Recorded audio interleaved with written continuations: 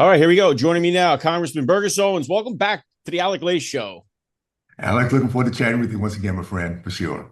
Yeah, always an honor to have you here. I kind of wanted to start out with, Trump brought attention to the slaying that happened in Charlotte with the Ukraine woman, and it brings attention to this no cash bail that we constantly see. And it seems like for some reason the Democrats have to take the stance to support this no cash bail. But this is a guy that was arrested 14 times and was allowed back out onto the streets. And now we see this innocent young woman slaughtered. Well, Alex, what we're seeing is the MO of the Democratic Party. Again, this highlights the evil that's going on in these towns across the cities across this country. We just happen to see this live, to see how exactly innocent this young lady was, and how what evil looks like. Keep in mind, this is what the Democratic Party is doing across the board. They for 4 years we listened to Mayorkas tell us how the border was sealed while millions of people are coming through. We've lost over 300,000 children. There's every year those 100,000 Americans die because of fentanyl coming through. So if you look at what it comes down to, how can we highlight in one word what the Democratic Party has been doing and what they continue to do with cash bail? It's called evil. They don't mind bringing hardship and hopelessness to the American people so that we can be so hopeless that we just lean into them and ask them for anything they can do to help us.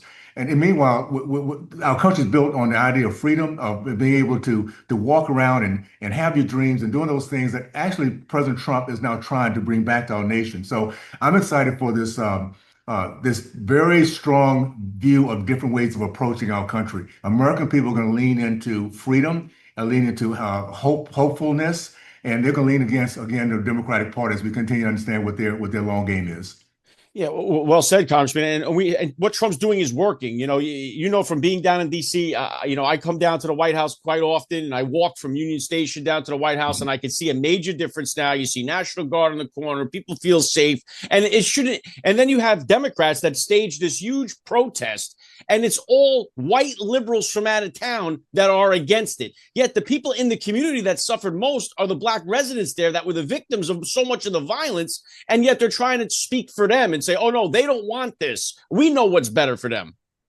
That is that's the MO again of the Democratic Party, and you're right. You notice I saw the same picture. Very few blacks. If I saw one or two, that would have been a lot because it is a very racist ideology. It always has been. You think about what these same people do to education for our black kids in these black communities. They don't get educated. We lead in every sense of failure. We're leading that area because this is what they do to make sure that our race is hopeless. And we're depending on the Democrats. So, I think American people are realizing this. They're opening eyes to what's going on here. And the Democrats have lost their messaging because they've lost the folks who believed in them in the past. Like myself, I was a Democrat 40 years ago, and I realized these guys are not for me. And once you make that turn, it's an emotional turn, and that's what's going to happen to the Democratic Party as we get into 2026. Americans are tired or fed up with this crazy Marxist ideology, and we're moving forward to make sure we can have the American dream once again, as always been in the past.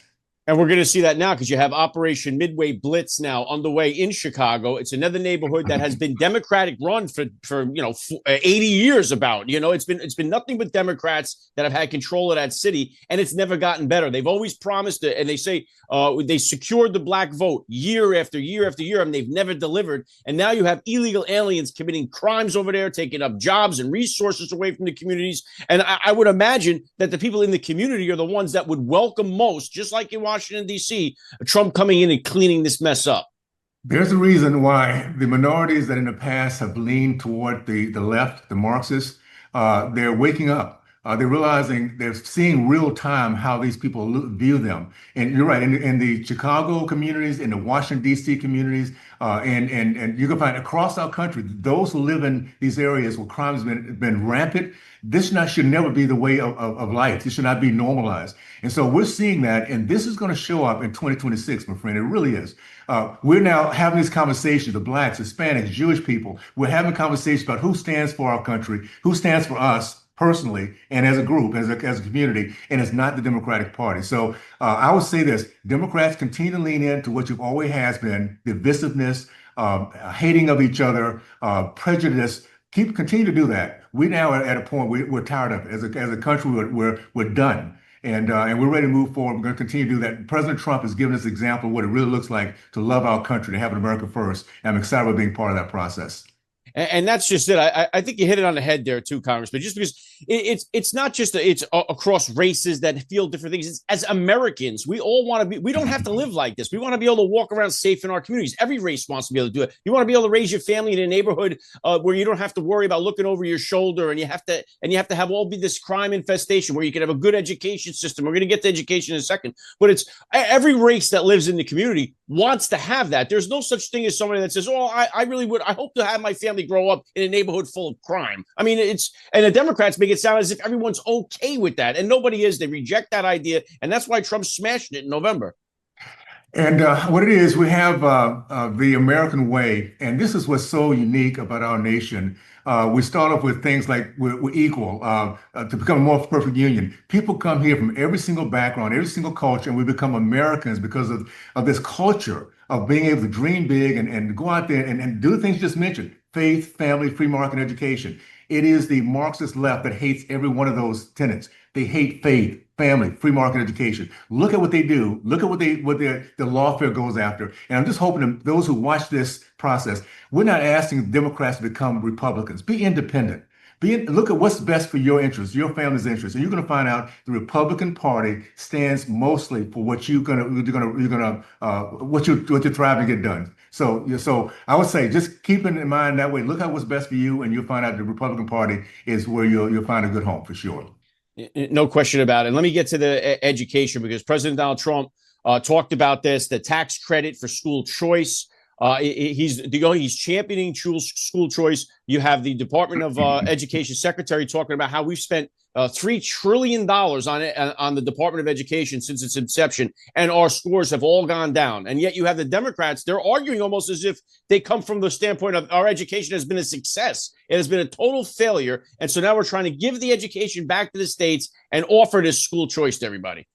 Well, for the hard left, the Marxists, it has been a success. What is the goal of the left is to make sure we're ignorant, to make sure we cannot think, we can't do math, we can't do reading. If you can't do that, you don't have critical thinking skills. If you don't have critical thinking skills, what drives you? Emotion. So they put fear into our communities, fear into our people, and they emotionally are driven toward Democratic Party. So no, they have been very successful in what they want to do with education. We're saying finally, and I think COVID was a great opening for us to see what's happening in these school systems, and parents realize that no kids are.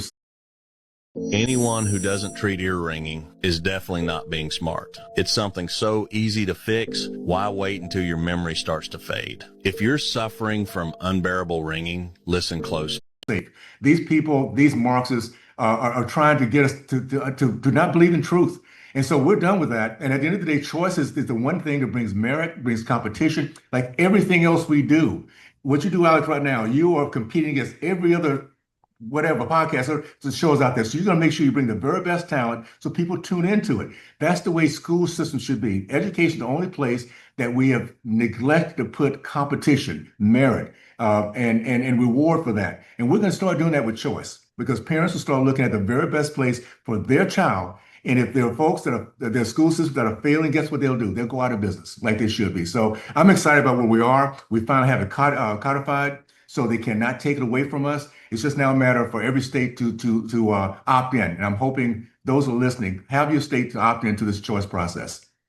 And that's why I bring you on, Congressman, so I can beat out the competition. I bring on the better talent pool here, Very good, John. And I seen you post this, and this is one of the things that drives me crazy is this narrative. And the teachers union in Chicago, the teachers union president, she updated her bio on X, and it now has a quote on there that says, "The children are always ours, every single one of them, all over the globe." And it's a quote that's from and this is that narrative that we constantly hear from. Children don't belong to their parents. They belong to the school system. They're our kids. And it's the children belong to the parents. They always seem to want to cut the parents out of the education process and cut the parents out completely of this whole thing. And I'm sick and tired of that. And the parents, the children belong to their parents as a blessing from God. And that is the most important thing that has to be remembered. But that Marxist ideology is, no, these are all our children. We even heard it from President Joe Biden. We heard it from the press secretary. All throughout his president, we heard that Marxist ideology. And that's why they're going to start losing. You just nailed it. It's a blessing from God.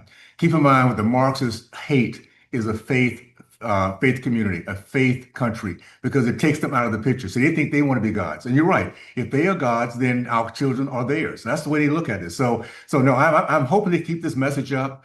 Parents who love their children will rebel against that. And I don't care whether you're Democrat, Independent, or Republican. No one wants to believe that some bureaucrat, some crazy Marxist is truly determining everything that our kids are going through. So we're in the process of getting that. And I hope they keep that messaging up because it's not the American way. And the pendulum has turned the other direction where we're now getting back to those four things I mentioned: faith, family, free market education, and the ability to go out and build dreams so big, and you fail, you get back up again, because that's the American way. Yeah.